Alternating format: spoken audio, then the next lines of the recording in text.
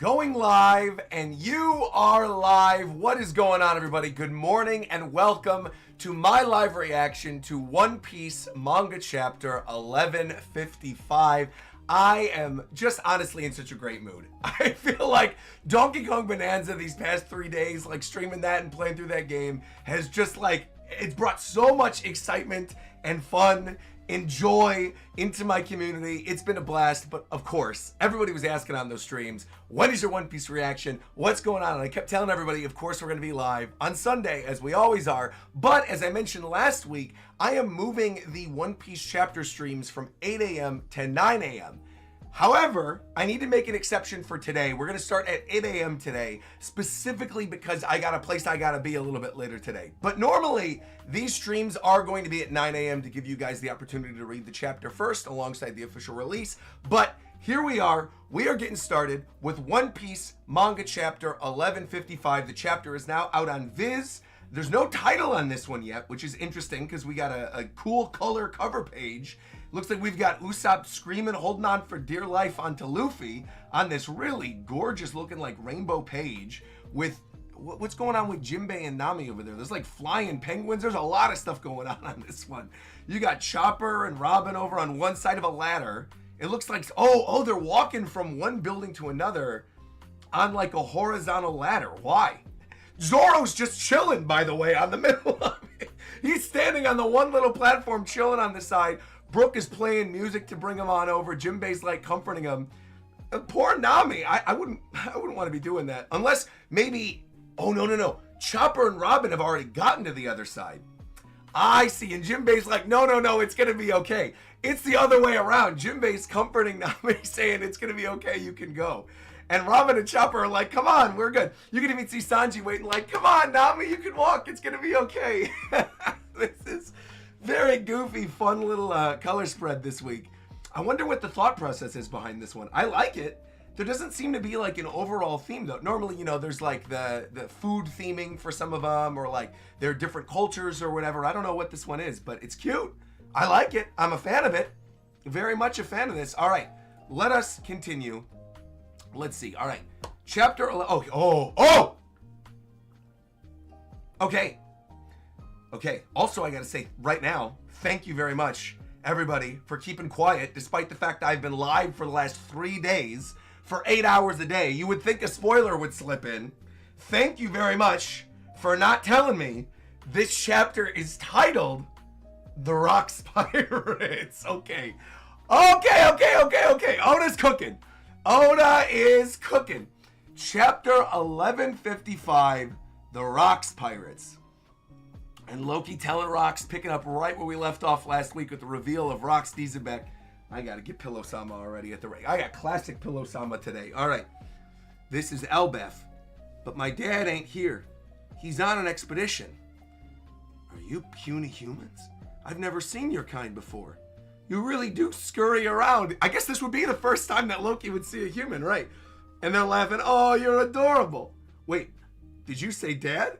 You're Harold's kid? I'm also assuming with the little heart that was Stussy saying the you're adorable thing. That doesn't seem like something that Roxs would say. Could you imagine Roxs saying to Loki, oh, you're adorable?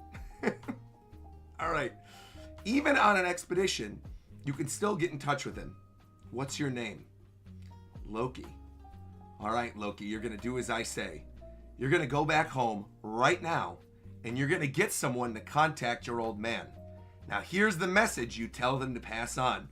Dude, I'm getting chills. Loki is gravely wounded. Return to Elbeth at once. Bro, they're really going to beat up a kid? That's also a crazy thing to say, Roxs. He's like, huh? Since when do I have to listen to what you humans have to say? And of course, you're going to turn the page. Roxs is going to smack him or something. Plus, it's not like my dad would come back home just because I got hurt. How about you stop ordering me around, you little weakling? Roxs' sword attacks were famous for blasting everything in sight, like a gigantic hammer or cannonball. And you could already see the conquerors emanating off of it, slamming down into Loki. Ooh, man. Hitting that kid right in the kidney. And these poor little Loki's flying down like, oh! Ooh, he's got a unique laugh too. Bro, there's good stuff here. There is good stuff here. Roxs has a unique laugh. There. What did I just say? Loki's gone and gotten wounded. Now this madman had crossed Harold's path. Bro, we're getting emu stuff? This madman had crossed Harold's path at the Reverie. 1 year. Okay. 5 kings have been attacked and captured. So this is obviously the moment that Harold was talking about in his previous flashback. Or I guess it's still the same flashback. It's an abduction. They were taken by a large man dressed in black. And meanwhile, you got Emu in the flower room with Roxs on the bottom. The lives of kings are no threat to Mu. Bro, him sitting here with the gun just waiting. I suppose not. But your Holy Land is in panic. Also, what is this? Who is this out here? Is this Gunko? What's going on down there? Your Holy Land is in panic. Roxs got all the way here? Is he here like on the blessing of Gunko getting her abyss powers or something? What is happening? In a historical anomaly never repeated before or since, someone infiltrated the Chamber of Flowers at the very core of the Holy Land. Okay, I mean, that's obviously Gunko. She's got the 2 eyes right there. Bro, that shot of Roxs just in silhouette with the gun is crazy. This man... Okay, hold on. Sorry. Eyes were moving faster than I could speak. This is wild that we're getting this. Okay. The man described himself as a worshiper of Davy Jones. I swear, man. He's gonna fold in Davy Back fight stuff. Oh, please. Please. Please. The man described himself as a worshiper of Davy Jones. He did not do anything more than this, as he knew he could not. But before he departed, he left a warning. He didn't say anything. He didn't shoot Emu. He didn't try to cause a panic. He just sat there and said, I will be back right here. And Moo's eyes are freaking out. Oh, man. Oh, wow.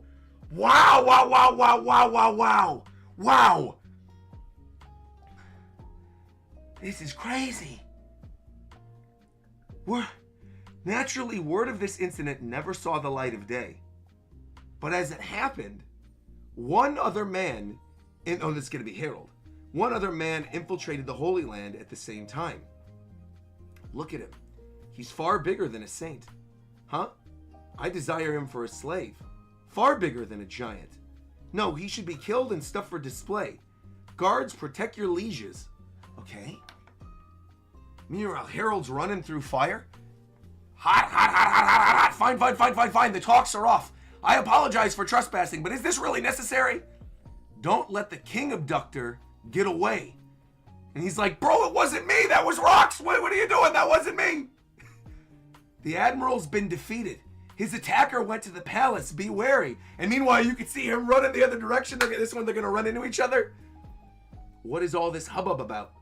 Bring me the big one. He must be the one who kidnapped the kings. I'm not going to be the fall guy. Seize him and a giant in the Holy Land. Wait a minute. Is this guy lost or something? So we are really going to get full confrontation with Harold and Roxs. Great. Ooh. Great panel right there on page 8-2 of Harold breaking out the sword. Conqueror's hockey clash with Roxs. Dude, this is like straight up like Odin's level stuff. This is like the Odin Roger Whitebeard. These clashes are on that level. This clash between strangers eradicated any sign of others for 5 kilometers around. And the two of them are laughing, hitting each other. Roxs going, whoa, name yourself. And meanwhile, you got Harold over here going, I am Harold. Well, I'm Roxs. Aim at the town with the next blow. If they capture us, they're going to turn you into a slave. What? Don't think, just do it. So they're working together to get out of here. Oh, man. Oh, man. Meanwhile, they're laughing. You got people, screaming in the background. Now, which way is Elbaf? The new world's that way. Vohaha. If you survive, let's meet again, Harold. Never. I don't consort with villains. What? He jumped off the red line? You can even see the elevator over there that they were taking to get up there the first time. What in the world? The Navy admiral that Roxs had just struck down perished of his wounds despite emergency measures. I do wonder if we're ever going to get the name of that admiral. Watch it. Hold on. Hard read. Hard read right now. I'm trying to think of the timing for this. Hard read. The admiral that Roxs killed is Akainu's father. That just seems like something Oda would do. Like, the admiral that gets killed is Akainu's father. He dies. It's like a big historical moment that someone killed an admiral. And Akainu grows up and says, I need absolute justice. No pirate can live. It's got to be something like that. Because the fact that they're not telling us the name of this admiral, I feel like it's obviously going to be a tie to somebody. He perished of his wounds despite emergency measures. After his many crimes of the day, Roxs' name was launched into infamy, and his deeds stunned the rest of the world. That is also crazy to think that he did all of this as a rookie, because you have to take into consideration, I guess I could talk about this more in my review, but I'm in the middle of my reaction right now, and it's just the first thing coming into my brain. You think about it, the thing that propelled Luffy to get his bounty and get people talking about him was the destruction of Arlong Park. The thing that got Roxs to do it is he kidnapped 5 kings and leapt off of Marijoa. Like, what kind of... That is on another level. That is on another level from Luffy. And yeah, we're not seeing his bounty either. They're purposely keeping it hidden. Roxs' name was launched into infamy that day, and his deeds stunned the rest of the world.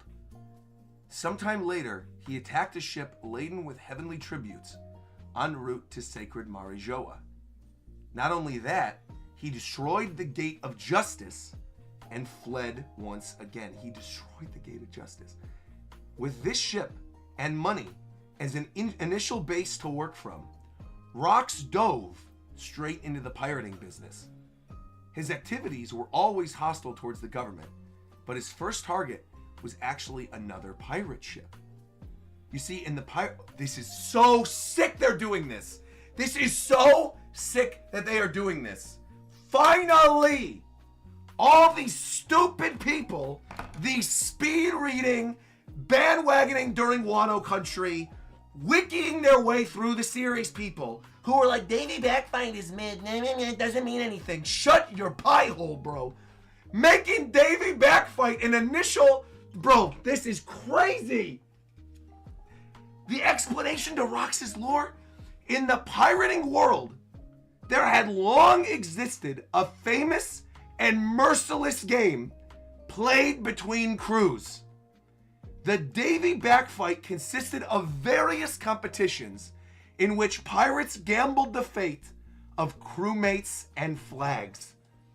Roxs made good of this game to assemble a very solid lineup for himself. There's young Stussy, there's Shiki, there's Whitebeard. They've got someone amazing. You guys are going to be shocked, and you can see him one by one going through the other ones. I also love the fact that you can literally see him with the boxing gloves on the bottom left. That is insane, dude. That is insane. And that was when they finally arrived at Elbaf. That's it. And obviously, so that's when you got the rest of his crew. So they're probably coming here to try to get Harold to join his squad. Oh, man.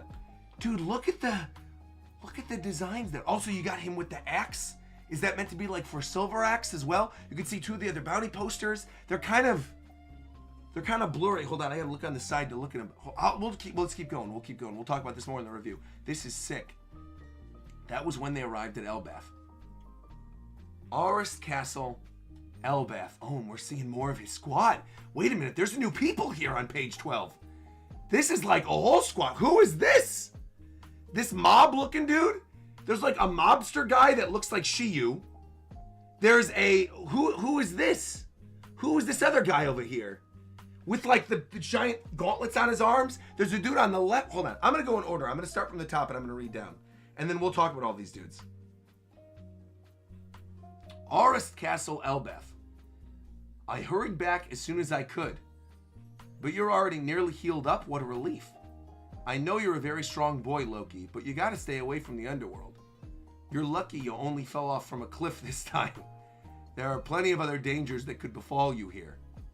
And he's going, I can't believe Dad actually came back for me. That was coincidence, right? He wouldn't come back to see me, but Roxs knew. See, this is interesting. I'll talk about it more. I'm gonna save it.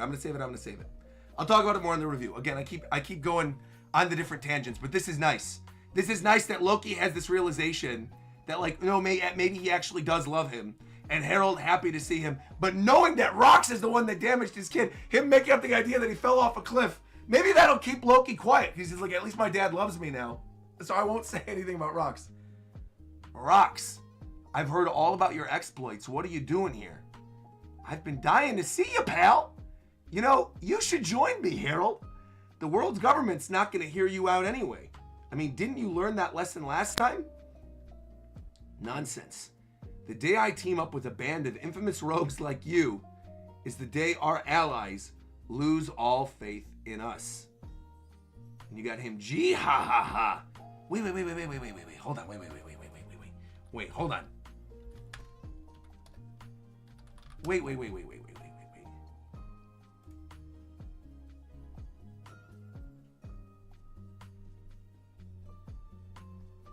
Gee, haha.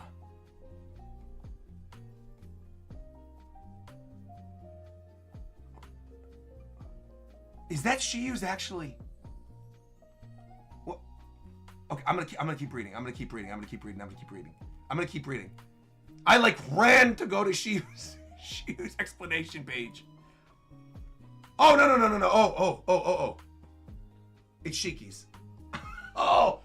Okay. I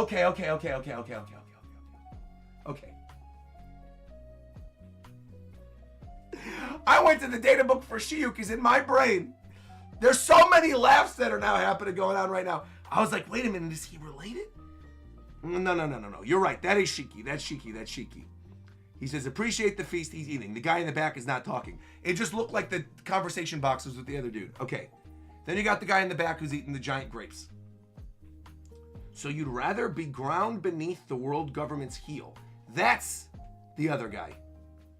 I'm looking for a way to avoid that. You know, we ought to be equals, every one of us. So you got this conversation between Roxs and Harold going on while this is happening. I'm looking for a way to avoid that. We ought to be equals, every one of us. Sussy's going, he's huge. Whitebeard's not even paying attention. He's drinking. Saying that's the king of Elbaf. Now you're talking nonsense, Harold. You know, Elbaf is a nation of almighty warriors. Anything you don't like, you can just smash to bits. So Harold's like, look, dude, you're strong. The people are strong. Come join me. Everything's going to be great. We can take down the world government. He's like, no. I want everyone to be equal. This is before him probably knowing the true horrors. But let's continue. That is an awesome panel right there. That's ancient history.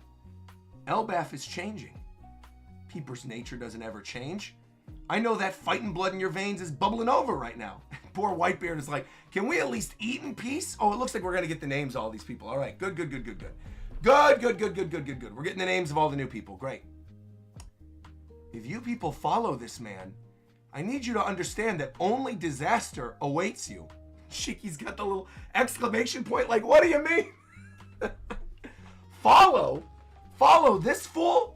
Gee, don't make me laugh. We're all individuals. If Roxs dies, it won't affect the rest of us in the least. Mobster Shiki. Future Golden Lion. All right. Now that's true, but his plan is very appealing to me. We're set to make a killing. Science robber Miss Buckingham Stussy, way back in the day. Pre the birth of Weevil, still hanging out with Roxs with Whitebeard. Okay, we're getting the name. Oh, there's good stuff in here.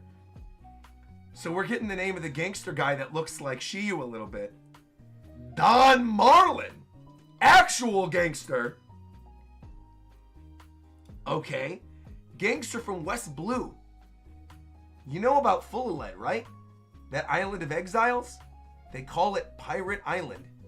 They ship out all the hardened criminals there that the countries can't handle in their own prisons. There's a lot of text on here. This is awesome. This feels like a Hunter x Hunter chapter with the amount of text that's on the page. I love this. It was supposed to be a deserted island without food, where the damned simply wait to die. Pirate Edward Newgate, future Whitebeard. Bro. But in recent years, they've survived, and they've built up a settlement there. How do you think that happened? Pirate Guru Wongji, future Commodore of Pirate Island. All right, so this is like his full reveal then. Because we've heard, obviously, his name multiple times. There was the whole thing with the zombie that people were theorizing before, but we're actually seeing him now. Beyond just like a little silhouette. And we got this other new guy too. It turns out there's a gold lode underneath that island. When the criminal underworld found out, they rushed to help mine it, and prisoners made themselves a fortune. Now the government is seeing red. Pirate smuggler Gonzui. I kind of like his design too. Man, I like this dude a lot actually. Gonzui. He's got like the giant shoulders and the gold all over, and he's talking about mining gold, and he's got the Donkey Kong smile with the giant teeth. I don't know if I'm just bonanza brained right now, but I'm like, dude, he looks straight out of that game. All right, let's continue. The island is crawling with vicious brigands. Get anywhere near it, and they'll rob you blind. So we made a deal with the government. I say to them, if we get that island back, how much will you give us? If they're willing to pay us, sure, we'll go and raid Pirate Island and split the treasure between us. But we ain't giving the government the island or the prisoners. I am going to be the one who rules over Fullerlet, and I'll get the idiots who live there to help me build a pirate paradise. And again, the connection with Blackbeard and what he's doing there now, and that being his kid. Can't you just see now the dumbfounded looks on the government and Navy's faces? I also just realized too what his laugh reminds me of. You know that thank you by the way to Tifa, and shout out to Tifa for becoming a member. Nakama. Greatly appreciate that, Tifa. And I'm seeing a super chat from Bryant. I will read that during the super chat discussion. Thank you very much. Thank you, Bryant. Thank you. I was gonna say I realized that his laugh, Rox's laugh, the reminds me of that little meme that's been going around with the Bleach laughs, where it's like Orihime and what's her name? Not Rika. Is it Rika? I forgot her name. Doesn't matter. I'm not reading Bleach, so it's okay. But like, it's been a long time. Rukia, not Rika. Rukia, where it's like Orihime and Rukia, where it's like boom dun dun dun, the bo ha ha ha dun dun dun, the wo ha ha ha. It's like this wo ha ha laugh from Roxs can fit perfectly into that. All right. Anyway, let us continue. I'm sorry, I'm going off the deep end. This is a good chapter. So Roxs is continuing his monologue, saying this is just the prologue to my life. With that island as my base, I'm gonna wipe out the Navy and bring the Holy Land to its knees. And in the end, I will be king of the world. And you've got Loki peering through this conversation through the door. You're making an enemy out of the entire world? It's too much to handle. I almost said, dude, it's too much to handle. Harold realizes, like, Roxs, this is crazy. Go ahead. Doubt me. But sooner or later, someone is going to do it. There's no authority in the world that lasts forever. So come on. Let's go, Harold. If we team up, we'll be unstoppable. You got him. I also like that he calls it King of the World, not just King of the Pirates, but King of the World. And you got all the stuff that happened earlier with the parallel with the empty throne with Emu. Very, very cool. So Loki's hearing all this. Save your breath. I'm a king. You think I care? The world. Think about it. Let's go and take the world. The next thing Loki knew, his outlook on life had been saved. 4 years later, after Harold ignored repeated invitations, Roxs finally carried out his plan. The formidable lineup that joined him caused the world to quake with terror. Let's get going, boys! And finally, doom, the Jolly Roger of Roxs, with the flag waving as they approach Full-a-Lead Island. One Piece Manga Chapter 1155 end. Oh, we got a break next week? You guys said we got a break next week? Thank you, by the way, Tifa and, how do I say the name? Eno Productions. Thank you very much. To all the new members, by the way, who are joining today, make sure to enter the Discord server and sync your settings so you can participate in all the cool stuff. Thank you very, very, very, very much. Wow. One Piece 1155 end. This is a really good chapter. This is like a lore-heavy, ideals and morals of the main characters, solid chapter. It's also a good one to go on break on because I feel like there's things to theorize about. All right, review time. Obviously, an excellent lore chapter. Obviously, excellently written as well. I cannot remember the last time a One Piece chapter had this much dialogue in it. Really, there's only like one page. This is on page 8 and 9, where you get the clash between Harold and between Roxs while they're at Marijoa with the two of them. You get that Conqueror's clash with the two swords.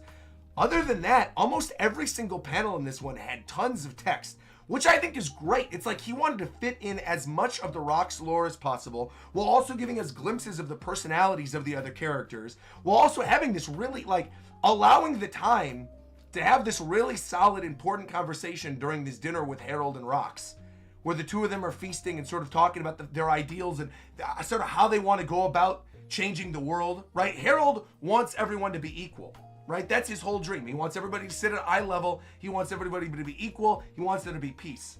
And Roxs kind of realizes through, kidnapping the kings and, using the Davy Back fights to get pirates from other groups, that the world needs to be taken down, that right now, the authority needs to be wiped out. He is aware, as we saw earlier in this chapter, he's aware of the presence of Emu. He was there at what I'm assuming is like Emu christening Gunko with the Abyss powers. That's kind of what this seems like. Because again, the eyes, that very clearly seems like Gunko. And thinking about the time and how these things line up right now, I'm assuming that would have been around the time that Gunko was knighted. That shot even alone, in silhouette of Roxs sitting there with the gun and saying to Emu, I'm not doing anything right now. I'm not going after you. I'm not starting any fights right now, but I'll be back. I'll be back and you'll see me right here. That is a crazy thing to say to literally the leader of the world that nobody knows about. He is aware of the fact that there is someone sitting on the empty throne. I don't know to the full extent if he is aware of like Emu's powers or everything else that's going on, but he's aware of the fact currently that Emu exists. And I also thought that thing he did at the beginning of the chapter, well, I guess, I'm going to save that. The thing with Loki I want to talk about a little bit later. I want to focus on Roxs and Harold right now. That clash between Roxs and Harold, like I said, was very reminiscent of the Oden, Roxs, Roger, Whitebeard flashback stuff. Wasn't it? I feel like that clash was definitely meant to evoke that same type of thing. Like these two legends meeting for the first time, putting in place something that's going to change the rest of the world. I also said this during my reaction, and I'm going to say this during my review right now. I think one of the smartest things Oda could have done with this character, to have it make sense that he's getting all these super strong pirates and building up this crew that's going to go on to becoming super strong in their own right, in their own pirate crews. And you even get that lineup in this chapter when they're having the feast where one of them, like Shiki's like, dude, if Roxs dies, it changes nothing. We're all still going to be strong pirates. I think that sets up Two things. One, I think it's a really nice juxtaposition, to how Luffy goes about getting his people, right? Luffy goes about getting his crewmates through love, right? Through empathy, through, hey, let's put together a found family. Let's be friends. We're Nakama. Come on, join me. Everything's going to be great. And so because of that, they care about him. Meanwhile, I think Blackbeard honestly is kind of paralleling what his father did back in the day. Blackbeard amassed all these people from Impel Down, right? Shiyu and all the drunk dudes like Vasco Shot or whatever, and Katarina Devon. I think some of them maybe care about Blackbeard a little bit, but realistically, I think it's not a matter of like whether or not he lives or dies. I think they all would kind of be in trouble if Blackbeard died. In at least more trouble than like I think Whitebeard and the other ones would be here if Roxs died. But I do feel like it's sort of a parallel kind of thing in the way that Blackbeard put together his crew, which I think is absolutely intentional on the part of Oda. Right? That like by amassing his crew through these Davy Back fights, he's getting super strong people, but these people are not loyal. And they might put together this really strong crew, and it might scare the government. But if Xebeck's not really doing anything about it, if he's like, look, I'll be back at some point to take down the authority, and he gets wiped out before he's even able to get there, again, that whole I'll be back thing could also be interesting, because if Roxs never actually goes back to Marijoa, right? If he's never actually able to go back to Marijoa, I think this is going to end up being a situation of like the will passing on. Because then Blackbeard, we all know at some point there's going to be a final war arc. Blackbeard, Buggy, Shanks, Luffy, they're all going to Marijoa after Elbaf. We all know this. Final war's happening. The Revolutionary Army is already fighting with the Celestial Dragons and the God Knights. It's already happening right now. It's potentially been happening for a while if the time dilation stuff is happening in Elbaf, right? It's already been happening for a long time. If that is the case, I'm wondering if Emu maybe comes face to face with Blackbeard in the future, and Blackbeard says something along the lines of like, what did I tell you? I'd be back. And then Emu has the realization like, oh shit, this is his kid. You know? Like, I think there's a lot of really cool narrative things they could do with Roxs and with Blackbeard that I think they set up pretty cleanly in this chapter. Like, prior to this chapter, I think there were theories that he was putting together his crew with Davy Back, but it wasn't confirmed. People had an idea that he knew about Emu, but we saw him come face to face in this chapter. You know, we even get this whole thing with Rox's name being launched into infamy after he killed the Admiral. I feel like that Admiral being unnamed and us not seeing that bounty are both extremely important moving on into the future. Extremely important. I feel like that Admiral is related to somebody we know. Almost definitely. I don't know how it's going to fold into the story, but there's a lot of characters that could potentially lead to. And a lot of characters that I think they could fold that backstory into.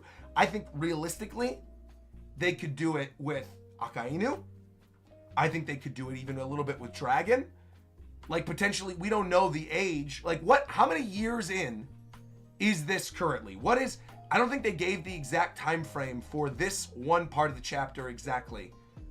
But what is the exact time right here? Because they said 4 years later was the formation of Roxs. How many years ago would that have been exactly when this situation happened on Marijoa? About 40.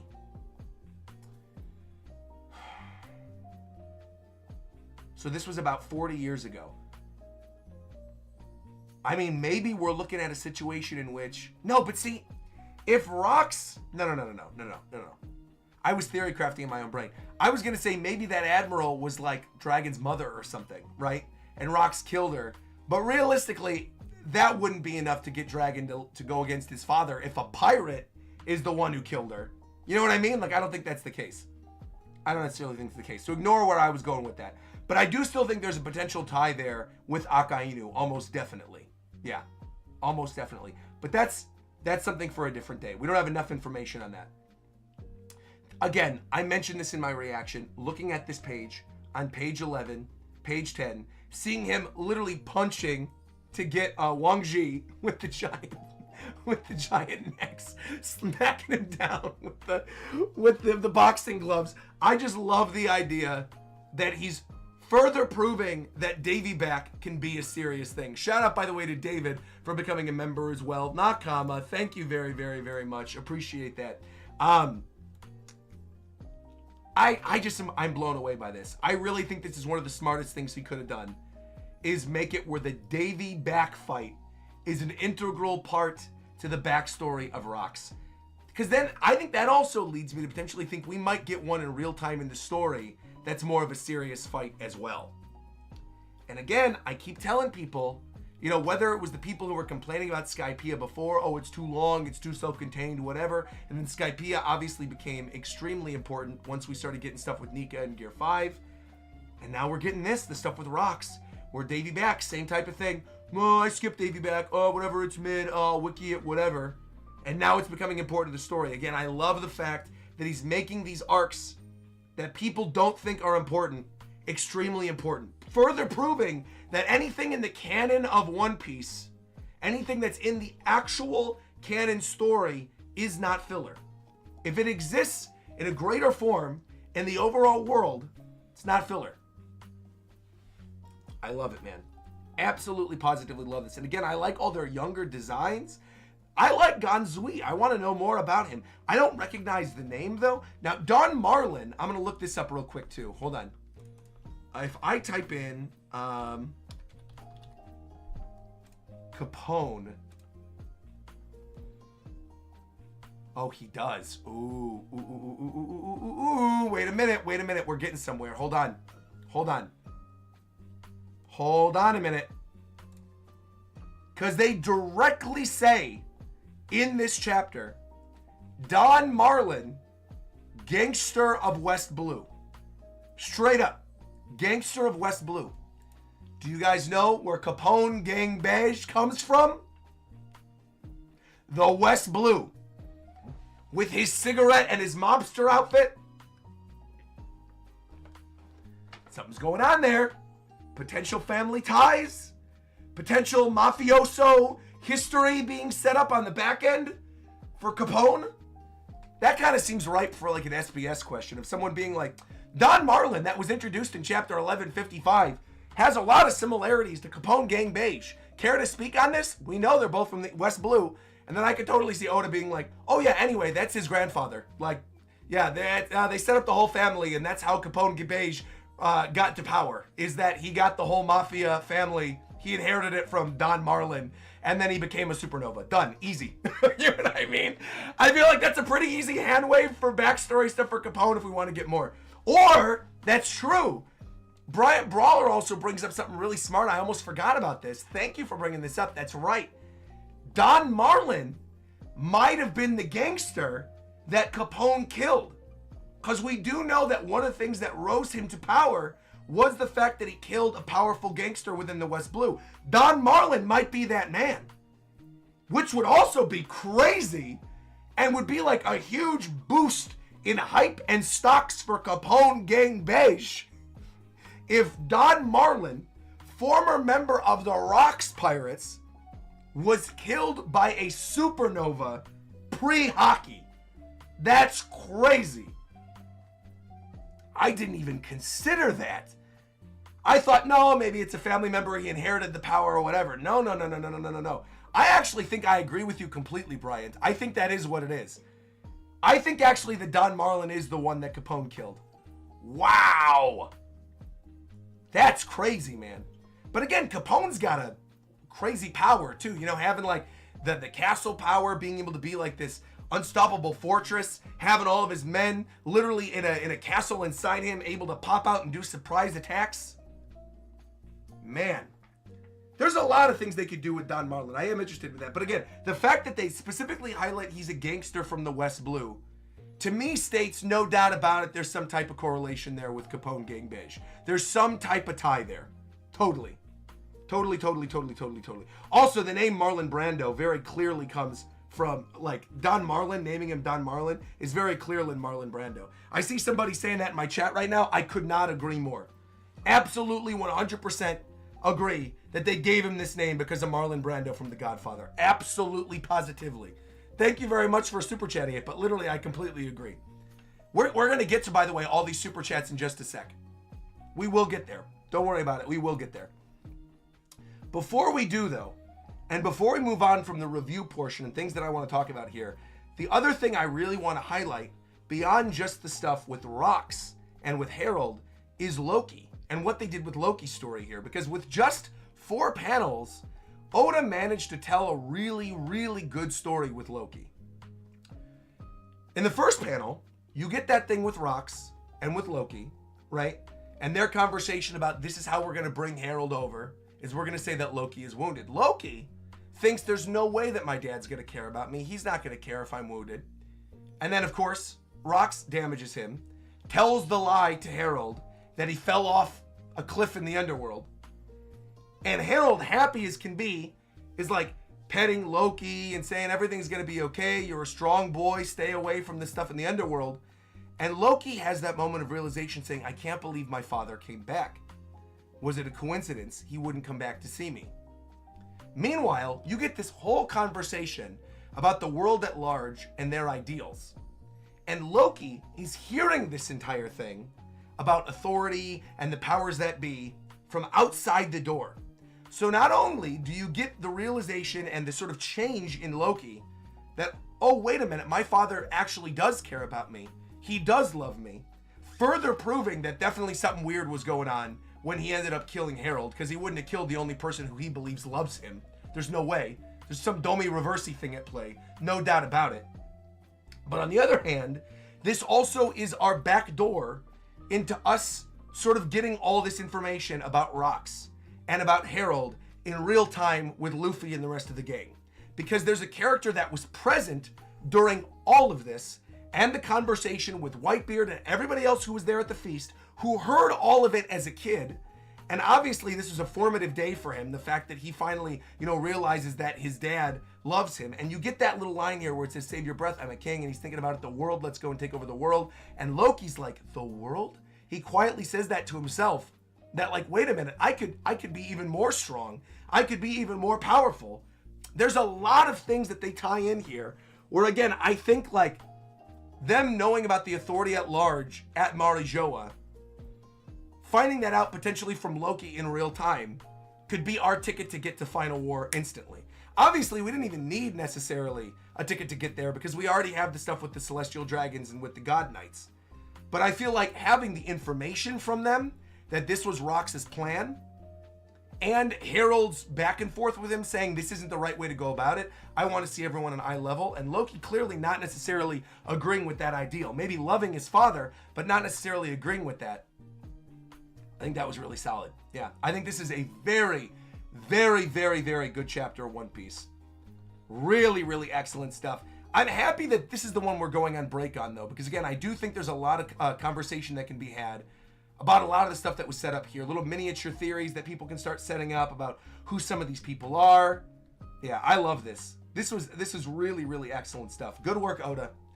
Well done. Well done. But, of course, it is now time to see what James did for the thumbnail. So let me open this up and let's see what James did. Give me a second. All right, main. Here we go. Here we go. Oh, nice. Nice. It's going to be, oh, nice. Look at that. Oh, I kind of like the little bit of a blur he added to this too. And the little like, what was the little noise they added to it where it kind of looks a little bit like a flashback. The glow on Harold's. Wow. The glow on Harold's horns is amazing. Look at that. And you've got Roxs, the two of them having that conversation. Both of them looking off to the sun with their own different ideals. I mean, this is gorgeous. I also love the colors for this one. I don't know what he was doing with the colors, with like the purples and the oranges and the pinks, but man, James killed it. Absolutely killed it. Wow, wow, wow. Yeah, look at this. The glow coming off of one of the horns. Even all the detail on Roxs with the earring and everything. Thank you, by the way, to all the people super chatting. Again, we're going to get there in just a sec. Don't you worry about a thing. We're going to get there. We're going to get there. But man, James. Also, the scale of this as well. I think that's cool that he didn't forget that. Like, whatever was going on with the framing here, it's almost like you've got the table and then Roxs sitting on the top of the table, and he's looking next eye level with Harold. Very, very, very, very cool. Sort of having this conversation, despite the fact that obviously they're going in different directions with their lives, Harold, of course, wants to be on eye level, and he's got that right now with Roxs sitting here telling him his idea for the future after amassing everybody with the Davy Back. Dude, James, this is gorgeous. I mean, this is like really, really, really, really well done. Wow. Wow, yeah, great colors on this one. Really, really cool. Look at even like the detail in the background. I don't know what that effect is with like the paint splatter. Man, I always like when James does these nice portrait ones too, because I feel like the meme ones are always funny, like the one we did a little while ago with Estrid and with Loki being thrown down like Woody from Toy Story. But I do feel like these are very eye-catching. Like, I feel like if someone's scrolling down their feed and they've never seen our stuff before, and they see that, they're going to go, ooh, this is really cool. I want to click on this. Yeah.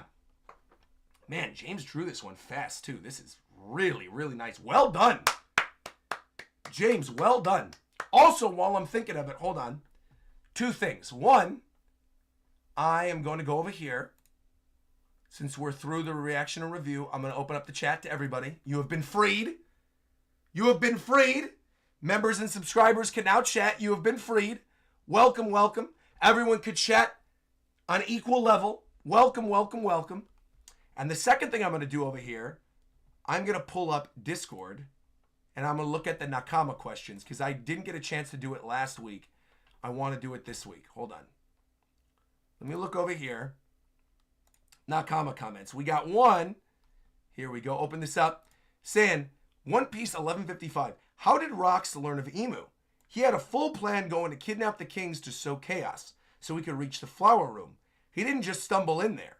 We, the audience, know about Emu because we're the readers. But the only other character to learn about Emu was Sabo, who had to literally be there. So what was Roxs' reason to invade the Holy Land in the first place? Well, there's obviously something else that we have not been told yet regarding Roxs' knowledge of the world, right? The fact that we really didn't see anything else. We didn't see the death of the Admiral. We didn't see the kidnapping of the kings. Like, maybe he kidnapped one of the kings and one of the kings is like, I know a secret, I'll tell you, and that's what sent him down to the room. My assumption is that portion of it is being specifically not shown to us so it can further build up another future flashback with either a character related to that Admiral or someone else that was present that day. But my assumption is, yeah, that is going to be something that will be answered in the future. Yeah. Oh, you know what I hate on Discord? They've been doing this recently. I hate the fact that Discord shortens the name of people that are in the Discord server with a ... So I can't actually read who's saying that. I think that was insert name here, I believe. Wasn't expect you to read this one, Roger. Nakama questions are going in another channel. Well, oh yeah, because I saw it in the Manga base room. I thought that, wait, no, the Manga base room is the... Oh, no, you're right. Oh, no, that is. Nakama questions is in the other room. Hold on a minute. I clicked the wrong thing. You're right. Here we go. Rob. Here, I'm going to read Rob's first because Rob was the one who was upset that we didn't get a chance to do this last week. Rob Harley said, when Roxs said, I'll be back to Emu, I almost wondered if maybe Roxs is who Whitebeard was talking about when he said to Roxs' own son, he isn't waiting for you. Oh! Well, obviously he's referring to the One Piece and the man Roger was waiting for. And he's basically saying the man he's waiting for is not you, Teach. But I do kind of like the parallel there. Obviously, he's definitely referring to the person that Roger is waiting for. And that the person to find the One Piece and actually save the world is not going to be Teach. But I do like the idea that he said that to him and said, I'll be back as a parallel to that whole thing. I do like that. It's more likely Joy Boy, as we've always thought. It was just a random thought that came into my head. What I really want to talk about is the text spoilers said Wongji is the father of Mike Mancool's favorite character. What? Of Caribou? The spoilers also said that the big guy eating grapes is one of Moria's soldiers, as pointed out by one of the super chats you're going to get to. It's crazy to me that Oda didn't just put random characters as Moria zombies, but corpses that actually mattered at one point or another, which obviously hypes up Moria. By the way, maybe D is for Davy Jones. Interesting. Interesting. And yeah, you got Stefan Dog in here also saying the same thing. This might be a bit of a reach, but what if the will of D stands for Davy? Back when I saw this mentioned before, it could be connected to the events that happened in the Void Century. D for Davy Jones. I mean, I wouldn't write out the idea completely that potentially Davy Jones, you know how we have Joy Boy? Obviously, there were multiple Joy Boys. Luffy is this generation's Joy Boy. There was the Joy Boy before. There was Nika before him. I wouldn't write out the idea of there potentially being like another will that is being passed down through generations that leads back to Davy Jones. That it's like Blackbeard to Roxs to Davy Jones. But the full story of Davy Jones, I feel like if that is the thing we're going to find out, if it is related to the will of D in some way, if there is some type of connection there, I feel like that's something we'll eventually get in the Joy Boy flashback. You know what I mean? I think it's got to be someone of that same time. And the founding of the ideals of the Davy Back fight and Davy Jones' locker and being cursed by the sea. There's a lot of stuff that we could dive into there, but I do actually feel like that is something that we are not going to get the answer to just yet. I do think that's something that's going to happen a little bit later on in the story, probably alongside like a separate flashback. So, yeah. Giovanni in the chat said, I dare anyone to say that Davy Back is filler now. Exactly. It is interesting that we now have a Davy Jones worshiper, though, since Davy Jones was slang for the devil for real pirates.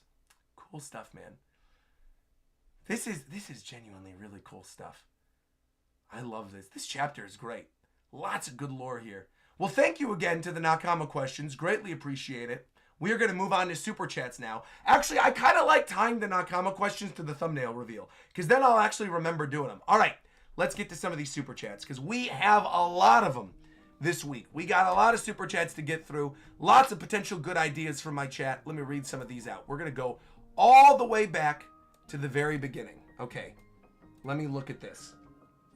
Also, I want to give a quick shout out to all the members that came through during the stream as well. Lots of new members. Shout out to Saba. Shout out to Sean Stewart, Tifa, Innosetem Productions. Shout out to you. Shout out to David Castaneda. Thank you. Members Nakama, thank you for joining. And again, if you are a member, make sure to join the Discord server. The Discord server is exclusive to members of the YouTube channel. There is a community post right under the community tab where you could join the Discord server for yourself. You could then sync your Discord permissions with your YouTube permissions and take advantage of everything that the Discord has to offer. All the cool rooms, the movie nights, all the special member events. Make sure to join the Discord server. Make sure to do that. All right. With that, also I see Nightbot coming up with the Discord link. That's not the right link. I have to update that Discord link. Don't use that link. Don't use that link. I'll upload that later. Just look on the community post for the time being. The link that's in there is wrong. The link that's on the Nightbot is wrong. That's an old invalid link. All right. Let me go back real quick. We're going to look at the first super chat right here. This one comes from Bryant Brawler, saying, are we to assume the Davy Back fights are always the same set of contests the way that the Straw Hat plays? The gangster from the West is Capone from the West too. Yes, we talked about the Capone connection earlier. And I don't think it's always the same set of contests. I do think it is different things. You see in this chapter, if we pull this back up again, they have like the boxing. You could see the boxing gloves. Maybe that's always a part of it. But the other stuff doesn't look like the same things that we saw before. Hold on. 11:55. Let me boost this one up and let me see this panel again. I'm going to zoom in and see what they did. Hold on. Roxs and the Davy Backs. Let me see. Here we go. Yeah, it doesn't look like they're playing ball. They're obviously shooting at each other on boats at one point. He's doing something here with a giant axe.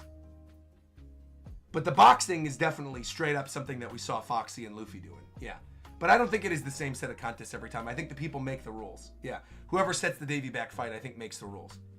All right, let me see this next one. Let me open this up. Hold on. This one comes from Saba, who said, Roxs is honestly peak fiction. In one chapter, he collected feats like Infinity Stones, kills an admiral, pulls up on Emu, does the Davy Back fight to get his crew, forms the Roxs Pirates, and destroyed what? Dude, this is awesome. I agree, man. Saba, Roxs is really being set up to be a super, super high dude. I love this. Ajith donated and super chatted and said, Roxs' bounty poster looks almost identical to Buggy's poster. They have to be related in one way or another. I see more of the Buggy More of the Buggy ideas coming through on this stream. People talking about the potential of them being related. Well, we know he's related about Blackbeard, so I'm going to stick with that for now. But again, I don't hate the idea of Buggy being related too. Bryant said, Harold looking like awakened Kaido with the horns. Am I crazy? I think it's literally just the horns. He does have the sword, and the way that he hits the sword, I think the reason you're probably thinking that is he slams it from behind, where it almost looks a little bit like the Thunder Bagua. You know what I mean? But I don't think there is necessarily a connection there. There might be. I do think the horns thing is going to be important to Kaido's past. But I don't necessarily think we're going to get the answer to that here. But I do think it is interesting that the pose looks the same, that the slash looks the same. And I think Oda does probably want to evoke something from people with how coincidental that looks. Roxs, Muadi said with his super chat, Roxs potentially has the darkness fruit. If so, maybe he had it awakened and that's how he got into the throne room so easily, or he's just totally a Chad. Well, we have no real hint to him having the darkness fruit in this chapter specifically. And in fact, Oda even he wrote something about the way that he hits, right? Where is this? Yeah, I think it was right with the thing with Loki in the beginning, wasn't it? Where he's his attacks feel like cannonballs. Here we go. Rox's sword attacks were famous for blasting everything in sight, almost like a gigantic hammer or a cannonball. Him highlighting that specifically is kind of interesting to me. And that it doesn't even really look like he's using any devil fruit powers in this chapter. It looks honestly that he's just using Conqueror's Haki. But who knows? Maybe it's going to lead to something. The same way, who knows? Maybe, Buggy's going to be related to Blackbeard. A lot of people really are on this. I got so many $2 super chats of people going, is Buggy related to Blackbeard? Bro, at this point, I don't know. Maybe. We'll see. That'd be cool. I don't know. But we've talked about it all last week. So I'm going to start skipping these. When I start seeing more Buggy ones, I'm going to start skipping these. Because it's all just the same conversation and there's no new talking points. I would recommend, if you want to hear my thoughts fully on the potential Buggy Blackbeard connection, Buggy Blackbeard Roxs connection, just go back to last week's chapter review. Yeah, go back to that. Because we talked about it a lot there. Inosem Productions said Wongji actually looks like he could be the father of Caribou and Moria, and potentially has some type of vampire fruit. Wongji. Let me see this. See if I think there's a connection there. Oh, because of all the giant chins? And the fact that he's got black lipstick? I mean, and he does have a split tongue. Oh, that's actually kind of interesting. And that would also explain why his body would be on Thriller Bark. I don't hate that idea. I think it's got about as much credence as the Buggy Blackbeard stuff. The idea that Wongji is Moria's father. But I don't hate it. Would also give a reason for Moria to have gone to Full Lead Island in the first place when he was searching for Absalom and going against Blackbeard. I don't hate the idea that the two of them could be related. And actually, I do feel like there's almost a little bit more proof to that than just the two of them looking similar with the Roxs and Buggy stuff. I feel like at least with this Wongji thing, the split tongue is kind of weird. And his body being there as a zombie is also weird as well. So, that is good to bring up. Very good to bring up. Let me see some of these other ones. Hold on. Let me see this. Davyback 5. Let me see this other one. Where is this? Where do we leave off? This was from Inosem Productions, who said Wongji looks like he'd be the father of Caribou and Moria. So you think he's actually both of their dads? Why do people think... Cororabu and Caribou, now that I'm thinking about it, the way his brother looks, maybe he is related to all three. That would be very, very strange, though. That would seriously be super strange if Moria, Caribou, and Cororabu were all related and that was their dad. Because now that I'm looking at it, obviously the roles remind me of plus his neck too and his weird body, and the split tongue reminds me of Gecko. But he does also look like Caribou with the weird drool coming down his mouth. And the way his hair is laid out also does kind of look like Cororabu's.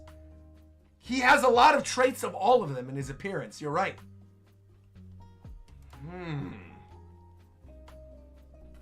I'll have to sit on that. But that is pretty cool. All right, let me see. Let me see what else is here. Hold on. Let me see here. What's the next one? This one comes from James Wigg, who said, I need Davy Jones to be a fisherman and look like the Bill Nighy portrayal from the Pirates of the Caribbean movies. That would be awesome. I mean, honestly, I would love if Davy Jones actually looked like a Kraken or something in One Piece. If he had like an octopus zone or something and had all the tentacles for a beard. I don't think Oda wants Disney to sue though. So I don't think he's going to go that way. I don't think he's going to do that. That would be sick though. By the way, Marlin Brando shout out. And also, I feel like Loki is going to join Blackbeard. What makes you say that? I feel like, if anything, this further solidifies that maybe he's going to be working on the side of Luffy. Well, we know he's going to be looking on the side of Luffy going in the final war. But I almost feel like him knowing about all this stuff that happened with his father in the past is going to be further reason for him to ally with them in the future, you know? We have Sith Lord super chatting, saying even if Roxs could flee from Emu's not going to care. It could not be bothered to look away from the butterflies during that conversation. Well, I don't know. There was a little shot at Emu that did look like he was shocked by the fact that someone had the audacity to even say this to him after the I will be back. He does kind of look over, because Gunko looks over too. They both see Roxs sitting there. I mean, I do think Emu cares a little bit. I wouldn't say that I don't think Emu cares at all. I do think Emu does care a little bit. The look in his eyes and his declaration and both him and Gunko looking over, I do think he's more like shocked that someone would dare even do this. But him making it out of here alive and escaping is also wild. It makes you wonder, like, where were the Gorosei during all of this? Where was their security? You know, I guess, again, he was strong. He managed to kill one of the admirals, but still. Here, let's look. Let's go to another one. Let's see. This one comes from... Let me scroll on down. Oh, Inno again. Oh, this is what I brought up earlier. Inno 10 Productions saying Don Marlin is most likely inspired by Marlon Brando, who played Vito Corleone, the Godfather. Oda is a movie fan, so that connection would make sense and a good name for that character. Totally agree. I brought that up during my review as well. Totally agree. I think there's a connection there. Absolutely. You beat me to it with the super patch, but absolutely. Completely agree. Saba donated again and said maybe the darkness fruit is in Davy Jones' locker. Maybe it neutralizes devil fruit because it's void at the bottom of the sea. Devil fruit model Davy Jones. I don't hate that idea too. Davy Jones being like a mythical figure. Devil fruits coming from people's dreams. Someone idolizing Davy Jones, thus bringing the devil fruit of Davy Jones into reality. Having like a mythical zone for Davy Jones. That's actually kind of cool. That's not a bad idea. I kind of like that actually. And the idea of the fruit being in Davy Jones' locker would be neat and could potentially work if it is the darkness fruit being the thing that neutralizes the other devil fruits. That would also be interesting as a way to like eventually find out that actually it's a mythical zone. I love that actually. I think that's kind of cool. I see Aaron in my chat saying we got to get a bounty reveal soon for Zabek. I feel like he's probably waiting on it for a certain reason. The only thing is, didn't they specifically mention in the story that no pirate has ever had a higher bounty than Whitebeard and Roger? So my assumption that it's got to be a lower bounty than Whitebeard. It's got to be lower than Whitebeard's, but not by much. But I don't think it's higher than either of those because they straight up said nobody else had one. The only person that I could see having one higher, but he's not a pirate, he's a revolutionary, is Dragon, right? I could see Dragon having one, but even then, I don't think Dragon's bounty is going to be higher than what Roger's was. I think it's going to be higher than Whitebeard's when we find it out, but I don't think it's going to be higher than what Roger's was. I think they're keeping Roger's as the peak so that when Luffy eventually get one, it's 5-6, 5-6. And then that way it's like Gumu Gumu. And obviously it's like 5-5, 5-6, higher. The number ties there with the Gomu Gomu no Mi, him surpassing Roger as the future Pirate King. I feel like that's going to be the eventual bounty for Luffy with the 5656, being a little bit higher than Roger's. But I think Rox's is probably going to be lower than what Whitebeard's was at time of death, but not much lower. And I think Dragon's is going to be higher than what Whitebeard's was. That's what I'm thinking. The Roxs hype is making Dragon look small. Yeah, but again, Roxs is dead. And I think back in the day, when you have to take into consideration too that like Dragon literally put together an army for the sole purpose of taking down the government. Roxs is like, I'm just amassing a pirate crew and trying to take over the world. But clearly Roxs failed in some capacity, right? The Roxs pirates split up. God Valley happened. Whitebeard went off to do his own thing. Shiki went off to do his own thing. Roxs failed. Now someone in the future can pick up Roxs' slack, Blackbeard, but I don't think legitimately, I don't think it got higher than what Whitebeard's was. I don't. I think him specifically highlighting that, saying that Whitebeard and Roger had the 2 highest bounties for a pirate, it makes it pretty clear to me that I think Dragon is going to have one that's in the middle and that Roxs is just below the 3. But I do think he's very high up there. Yeah. Also, Mars Invasion came through with the super chat and said, bro, it took Blackbeard, Kobe, and Law to take down Wongji after 46 years from this flashback. This lizard dude is a monster. That is kind of crazy, yeah. Man. Mr. Matt Johnson super chatted and said, remember when Hardin told Loki that he had 2 minutes to explain what happened to Harold? Just how fast is Loki talking? Just blah, blah, blah, blah. Just explaining all of this real quick. Well, anyway, then I was in the situation room with my dad, and my dad was talking to Harold, and Harold was talking to Roxs, and Harold's my dad. And anyway, I flew off the underworld. That's true. Yeah, he had 2 minutes to explain all of this. You know what? Time dilation. It's the time dilation theory in Elbaf, right? That time moves differently for them. 2 minutes for them is like, you know, an hour and a half. You're good. Exactly. Time moves differently in Elbaf. So they could be talking for 2 hours about this entire thing, and it's really only 2 minutes. That is funny, though, for you to bring that up. But yeah, again, I think that easy answer to that is the time difference in Elbaf. Yeah. We're going to get to present day, and everyone left Loki talking to himself 2 minutes in the story. Or they're going to be like, come on, this story is going on forever. We got things to do. It's like, we were only talking for 2 minutes. Let's see. Ace super chatted and said, tinfoil hat theory. What if Brook manages to convince Gunko to use the Abyss to teleport the crew straight to Marijoa, if that's even possible? I mean, that would be cool. That would be a good way for them to get there. I don't see a world, though, in which Gunko, even with the relation to Brook, like, gets fully freed from Emu. The only thing I could think of is, like, if maybe Luffy goes Gear 5 at some point during Elbaf, and the Drums of Liberation somehow counter, like, what's going on with the Abyss Tattoo, and somehow, like, breaks the seal and makes it where that all the Celestial Dragon God Knights that are here are broken free from the Abyss Tattoo through Luffy's Gear 5 Drums of Liberation or something, should the people desire to break free. I could see maybe something like that happening, and then Gunko's able to free herself from it and then takes them all there, or convinces someone else who doesn't want to break free, like Killing Am or someone, to take them there. I don't know. Emu would definitely sense them, but still. Also, Weeblord said, Roger, YouTube's telling me you streamed an hour ago. Did you move the chapter reaction back to an earlier time? Only today. We only moved it back today because I have stuff I got to do this afternoon. It is still normally going to be 9 a.m. So don't worry about it. It's still going to normally be 9 a.m. Nothing's changing. It will still be 9 a.m. We're still going to be going live at 9 a.m. every other week. I'm going to put a little community post up later. I'm doing a whole channel update video. I'll explain everything. But I just had to do it earlier this week because I have places I got to be later today. So, all right, let's see here. Let me see. Mars Invasion just came through and said, by the way, Roger, I just finished Tears of the Kingdom and I'm starting Donkey Kong now. Just waiting for the stream to end. Well, we're going to end kind of soon, so don't you worry about a thing, Mars Invasion. We're not going to go for that much longer. We've already been going for an hour and 9 minutes.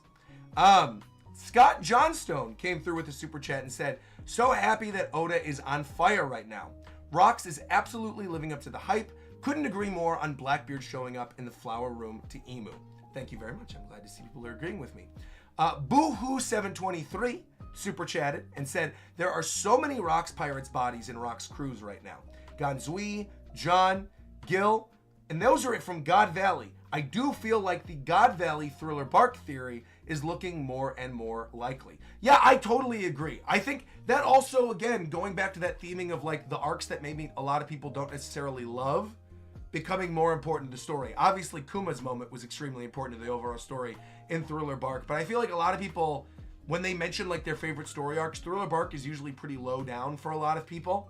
I do feel like the connection of having Thriller Bark be God Valley and having all of these, you know, historic characters in the One Piece world, all related, like Ryuma even, all the other members of the previous Roxs crew, all being related to the zombies that are there. Potentially even Moria being related to one of the members as well.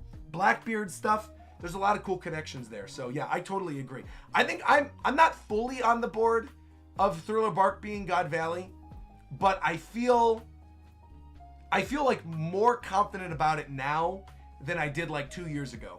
Now that more people are bringing it up, more people are bringing up proof that there's connections there, I do feel a little more comfortable with the idea that maybe Thriller Bark is God Valley. Also, like the Western Tim Burton theming of Thriller Bark, I could see like naturally evolving from the Western Wild West theming that we saw from God Valley from the Kuma flashback, and that turning into that.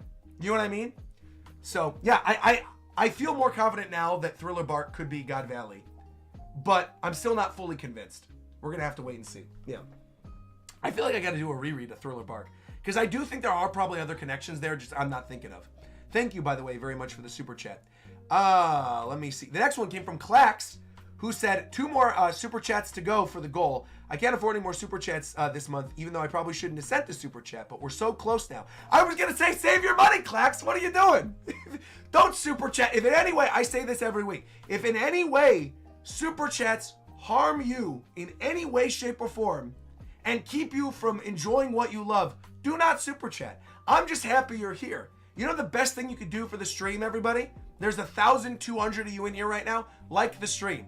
That is the #1 best thing that you can do, is like the stream and leave a comment on the VOD afterwards, because that helps us get into the algorithm. Because you got to remember too, these streams, these are live streams, and so a lot of the and we're doing them on the day of the official release. So obviously we are hindered in the algorithm because everyone's already talking about these chapters for 3 or 4 days because a lot of people are talking about the spoilers. So the best thing that you could do is like the stream and leave a comment on the VOD, because then that kicks things back into the algorithm and allows people to find our streams and allows people who are official release only readers like ourselves to then find another channel where they are welcomed. So yeah, that's the best thing you could do. Leave a like on the stream, leave a comment on the VOD afterwards. Best thing that you can do. Best thing that you can do. Let me see. Shushant came through and said, could Joy Boy's actual name be Davy Jones and Joy Boy just be a title? I don't... If Roxs is a follower of Davy Jones and he's clearly doing things differently, I don't think Joy Boy is the same as Davy Jones. I think Davy Jones is potentially the natural enemy to Joy Boy from the past. Like the Roxs equivalent from his past. If Joy Boy is the Luffy equivalent, I think the Roxs equivalent would be Davy Jones, if that makes sense. And actually, even probably prior to Joy Boy. It would probably be prior to Joy Boy. That would be like the Nika era, right? If to go along with like the mythology idea that we brought up earlier, if like there is a Davy Jones Devil Fruit or something, that's maybe like because he's a mythical figure in the world. Like they even say that during this chapter, and they said that during Davy Back fight. Like a lot of people don't even think about Davy Jones in the capacity of him being a real person. They think about Davy Jones as a mythical figure.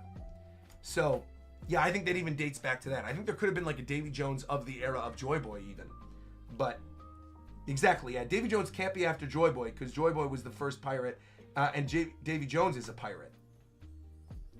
What? Hold on. I'm gonna look up Davy Jones real quick. Davy Jones history, One Piece.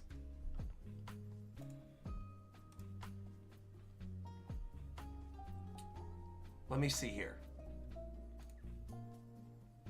The concept and namesake for the Davy Back fight arc. It It's linked to ancient myths and legends, potentially connecting to powerful figures from the Void Century or potential right, exactly. But now that I'm looking, hold on. Elder Volt also said, I agree that Davy Jones is likely a Roxs equivalent, but it could be the message of Joy Boy was twisted. So some people follow a more destructive Davy Jones in the same way that Nika was worshipped. That could be true too. Also, Perkins super chatted and said, Kuma being able to travel to and from Thriller Bark with his Devil Fruit for the Nothing Happened moment would also make sense if it was God Valley. Right, because he was in God Valley as a kid. Right! Ooh! That's right! I forgot about that. Yeah! Ooh, that's right. I didn't even consider that. That's crazy if it was in the front of our faces the entire time. Ooh, I love that. That's a good theory. That's a really, really good theory. I love that. That's actually a really good extra solid bit of proof that it's probably the same place. I love that. Bryant Brawler super chatted and said, do we know where Shiki is? Is he still alive? I can't remember. I believe it's currently unknown in the main story where Shiki is. If I had to presume, Oda, because I've said this before, I feel like when we get to Final War, because he sort of slipped in canon Uta and canon Shiki in the story, we got that little bit with Uta at the end of Wano Country to promote Film Red when Shanks showed up and like did the Conqueror's Hockey from across the sea to Green Bull. I feel like Uta and Shiki are probably both still alive in the current world of One Piece. And that the events of Strong World and the events of Film Red didn't actually happen, but that those two characters in some way may show up during Final War as like backup for other characters or doing their own thing. I do think both of them are currently alive. We don't, because Luffy obviously doesn't kill Shiki in Strong World. He beats him, but he doesn't kill him. And I don't think the story of Strong World is going to be canon in the same way I don't think the story of Film Red is going to be canon, because at the end of Film Red, it's assumed that Uta died, right? And I don't think he's going to want to kill Uta in the main story. So I feel like Uta and Shiki are going to come back in some capacity in Final War, because they've already been sewn into the canon of the story. It'll be a nice little bit of fan service, but I don't think they're going to do anything huge. Maybe they'll do like one or two things. Maybe like Uta will play a song or something during Final War that like amplifies the Drums of Liberation or something. Or maybe like Shiki will do something to take out another really strong pirate. But I don't think we're going to have a major focus for either of those characters. Yeah. Mars Invasion. Man, super chatting again. Saying, Roger, Loki and Kaido both dressed like Roxs a little bit. Loki was inspired by Roxs. And the two from the Chiraki Port incident, could it have been G? Check the Rocky Port incident. Is it G? Hold on. Port incident.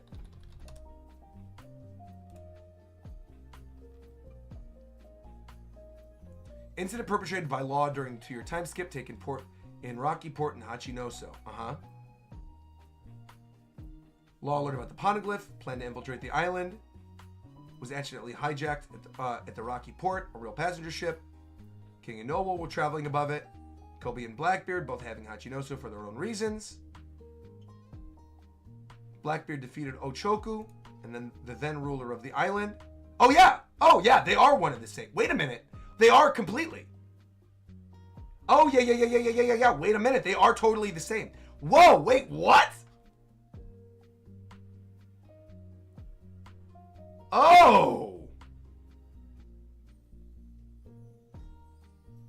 They are indeed one and the same. He was the... which would explain... Oh!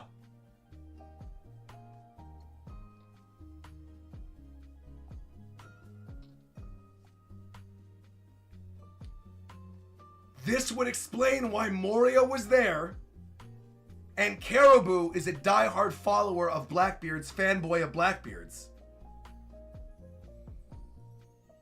Because they witnessed this. I didn't make that connection. They are one and the same. Oh, the names are just translated differently. Weird. Why are they translated differently? Ochaku and I mean, those are totally different names, too. The Romanized name in Japanese is Ochoku. The official English name is Wongji. Weird. That is... I never put that together because I thought Wongji was a different character. I thought he was before Ochaku, who was on the island, who then Blackbeard took out. I did not realize they're one and the same. Whoa! I didn't know that.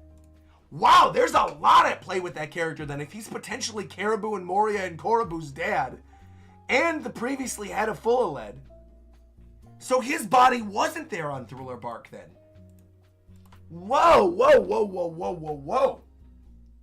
Yeah, Wongji is actually the Chinese name. Ochoku is the Japanese name. It's written in Japanese originally. Oh. Wongji was actually based on a real person. Oh. Whoa, whoa, whoa, whoa, whoa. That's awesome. See, that's what I'm saying about this chapter, man. There's a lot of cool connections there. Also, if you check out volume 47, page 452, pages 10 and 11, Ganzui is right there. Volume 47, page 452. Let me go to this real quick. That's the beautiful thing about these chapters, man. The fact that he's pulling back all these other characters. All right, hold on. Here we go.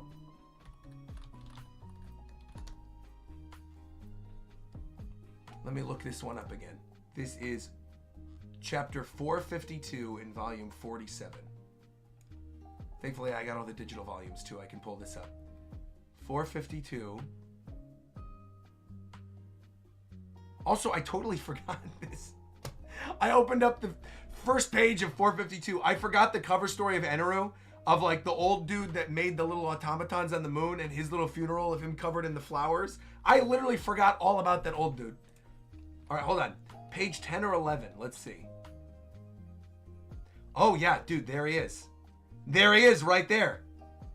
Whoa, that is cool, man. That is still amazing that... I do think you guys are right, that the God Valley connection with Thriller Bark is right there. And that all the corpses were there because they died during the God Valley incident. You're right. They're both literally right there. Wow. Dude, that is awesome. Well, thank Excalibur for that reason. Yo, shout out to Excalibur. Oh, I see he just sent a $2 super chat. I'm sorry, guys. I do not see $2 super chats. They don't show up. They don't show up for me. But thank you very much. Thank you for putting that on there. Thank you, thank you, thank you. Chapter 452, Center Spread. Thank you very much, Excalibur, for shouting that out. Thank you very, very much. Thank you for pointing that out. Wow, that is cool, man. I love the fact that these characters were folded into it. This is great, man. Shout out. All right, hold on. Let's see. Mars Invasion came through and said, oh, this is the Loki Roxs thing I already read. Ray said, Roger, what do you think about Roxs destroying the Gate of Justice? Well, I think Roxs destroying the Gate of Justice means that they probably had to make a stronger one. I think it probably wasn't as strong before. Probably wasn't as durable. If he destroyed the Gates of Justice, they were probably like, look, we got to do something to stop all these pirates just in case they ever try to escape again. And so they had to make a new one. If he destroyed it, they had to obviously make a new one, right? So clearly they made the new one stronger is what happened. Yeah. Also, I want to give a shout out. That super chat hit our goal for super chats this week, which was a new One Piece arc ranking, an updated One Piece arc ranking for 2025. So look forward to that. That will be happening over the course of the next month. I will be doing a newly updated One Piece arc ranking, sharing my thoughts on my favorite arcs of the series and where they land currently in the story. So that'll be an upcoming video. Thank you once again very, very much for sending that on over. Greatly appreciate that. Thank you for all of you hitting that super chat goal. You guys are getting a bonus video this month now. Nakama. Thank you very, very much. Appreciate that. Thank you, thank you.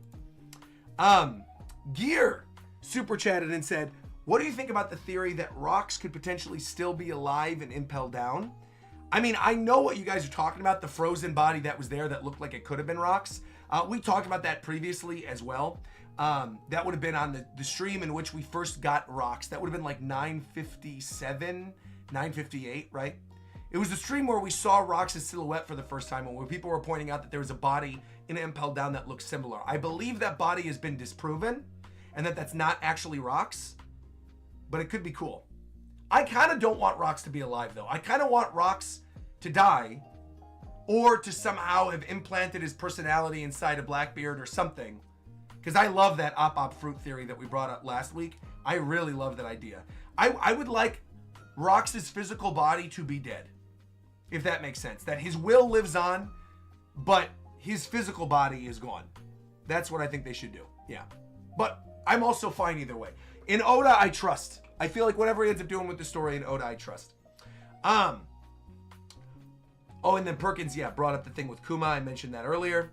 By the way, did you know that if you translate Zabek to Vietnamese into English, it actually is Buggy? I did actually know that because someone brought that up last week. The whole Zabek Buggy thing when you put it in Google Translate. That's so funny. Also, Gilgamesh super chatted with no question. He didn't send a question. He just super chatted. So thank you very much. Asaf also donated the exact same thing and said, translate Zabek into Vietnamese into English in Google Translate. Goda 100 out of 100 for years now. The Buggy thing again. Yeah, we brought that up last week. That's correct. Muadi super chatted and said, chapter 908, page 13. Could that be Rox's sword? Maybe Roxs tried to go back and it didn't go well. Lots to unpack in that page. Chapter 908. Let me see. Let me go back here. Chapter 908. Let me look this one up. 908. Let me see. Here we go. Rox's sword on chapter 908. And this is on page 13. Let's look this up.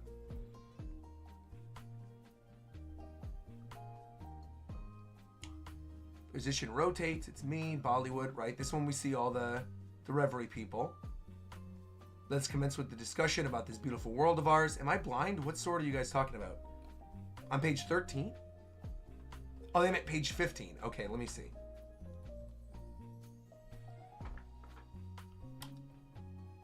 Oh. Oh, you mean the sword in the flower room? Oh. Interesting. Also, wait a minute. You know what I just realized after this chapter? Now that I'm looking at this in page 108, the person kneeling is Gunko. Because we saw Gunko with the shroud being the liaison for Mu. That's who this was. So we saw Gunko back in 908? Wow! Wow. That is cool.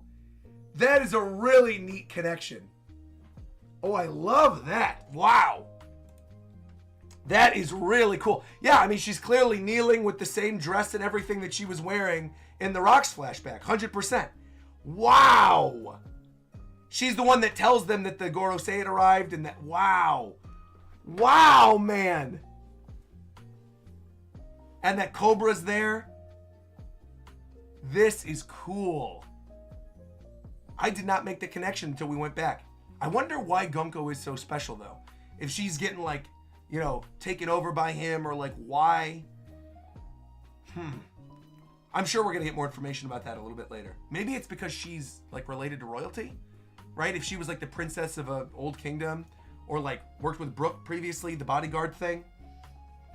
It's probably something to do with her eyes. Oh, that's... You know what? She always has those bangs and the hat. Maybe she's the Three-Eye Tribe member. Have we ever seen her forehead? Or has she always had the bangs and the hat covering it? I could maybe see that being a thing.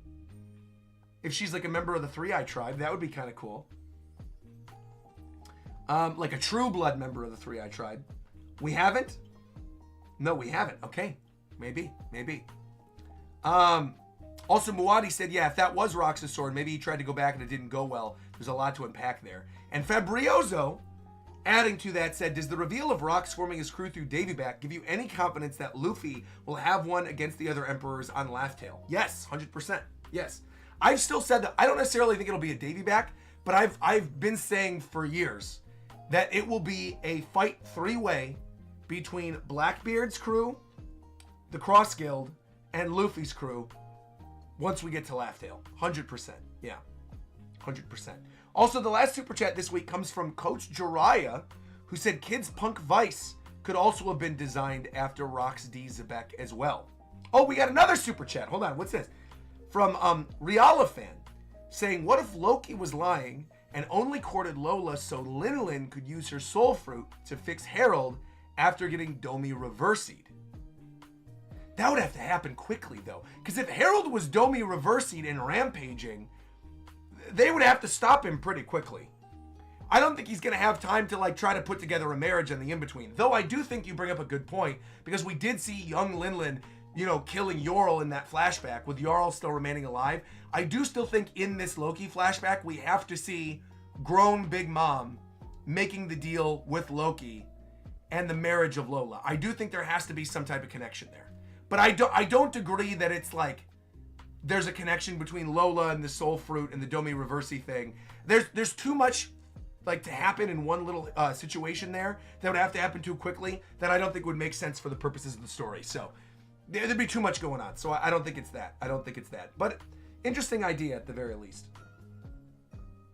Also, Mars Invasion came through and said, Roger, in the anime, Silver's called Buggy second son, and Oda's been posting posters about Emu next to skeletons and sharks.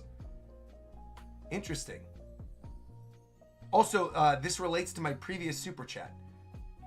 Roger, they are pirates, and Oda always says that they don't follow Roxs. So what if they betrayed him in God Valley? Like the other pirates basically had a mutiny? I could see that happening. Also, if Roxs was deleted from history, he might have had a bigger bounty. Maybe, but I still don't think he did.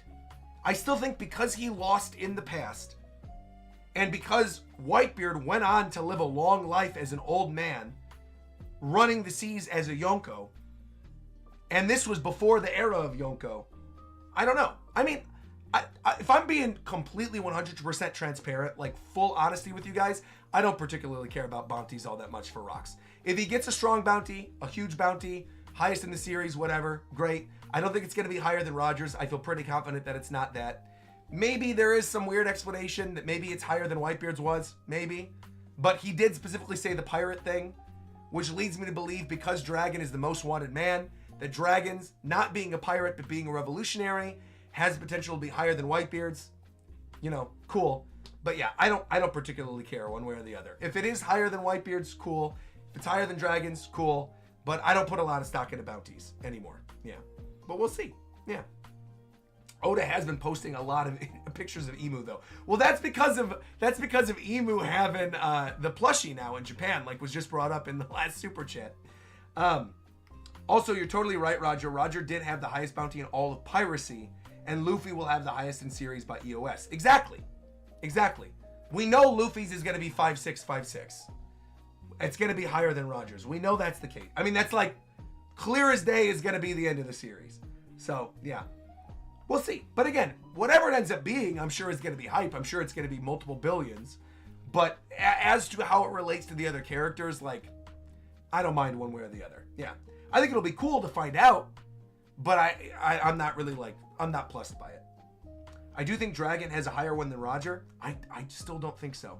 I don't think Dragon has a higher one than Roger. Because again, Roger is dead. That was his bounty at the time of death. So I don't think it was higher than that. Bro, what? What is happening here? What in the world?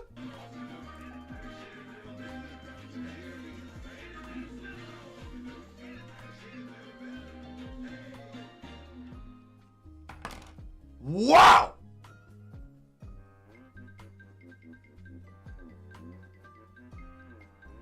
First off, thank you, Blakers, for coming through with the resubscription right after that absolutely massive super chat from ACEO dropping $500. Bro, Ace!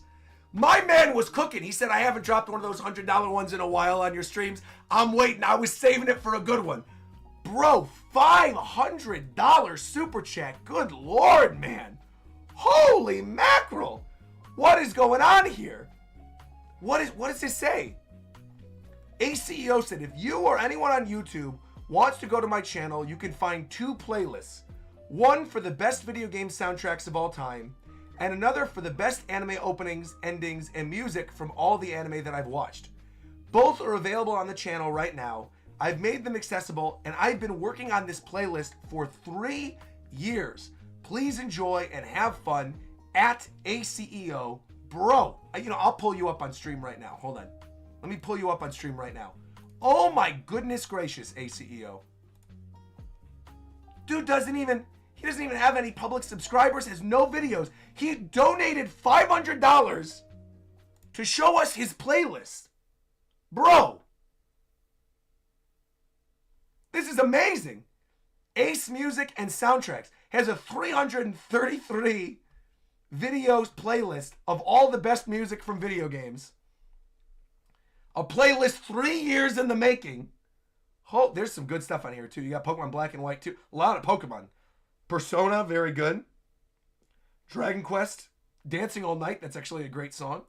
Fate, which by the way, I still got to play that new event in Genshin.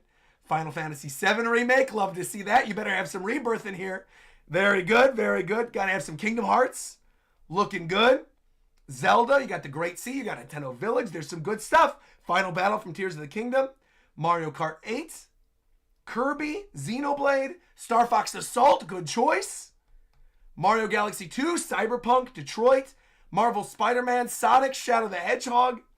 Bro, Smash Brothers, you got some good stuff on here. Dragon Ball Z soundtracks. I want to, all the One Piece ones. Of course, you got some One Piece ones in here. Soul Pocus, okay. Yo, I'm gonna have to add this to my library. That's a good soundtrack. You got some Genshin stuff in here too? You've been working on this for 3 years. Wow.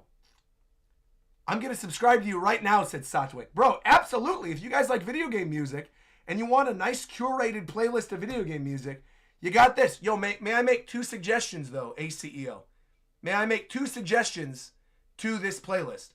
1, I want you to add to the video game playlist, I want you to add Zebra Bonanza from Donkey Kong Country Bonanza. Look up Zebra Bonanza, add that to the playlist. And the other one I want you to add to the playlist, but don't do it yet. Do it after more people played the game.